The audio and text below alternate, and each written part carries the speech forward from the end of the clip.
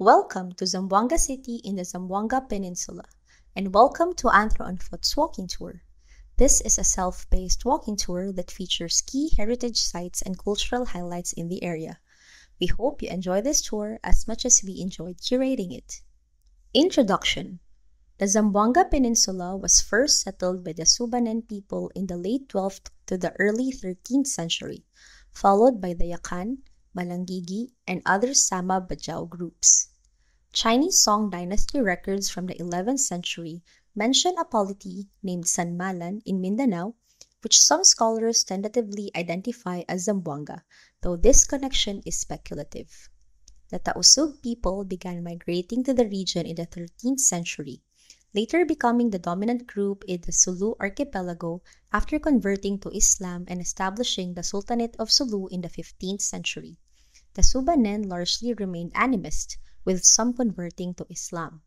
During the colonial era, Zamboanga, originally named Sambuangan, meaning mooring place, was renamed by the Spaniards, as yet another attempt to fuel anti-Muslim and pro-Spanish sentiments by tagging Muslims as invaders to whom the Spanish needed to guard themselves against. The city became a significant stronghold against invaders, with Fort San Jose, which was eventually called Fort Pilar, built in 1635. The Spaniards faced multiple battles and temporarily abandoned Zamboanga in 1662 due to threats from the Chinese under Koxinga.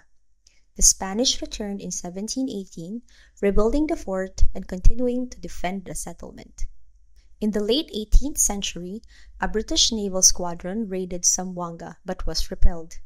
The city played a key role in trade and military operations during the Spanish and American colonial periods.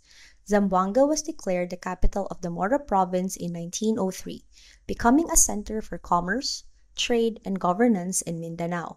Zamboanga City was chartered on October 12, 1936, and became the largest city in the world by land area at that time.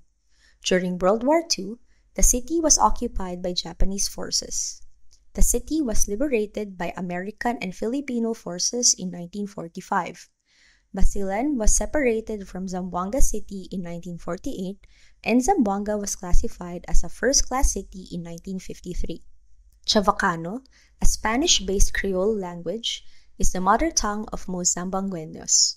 Filipino and English are also widely spoken, with Tausug as the second most spoken language.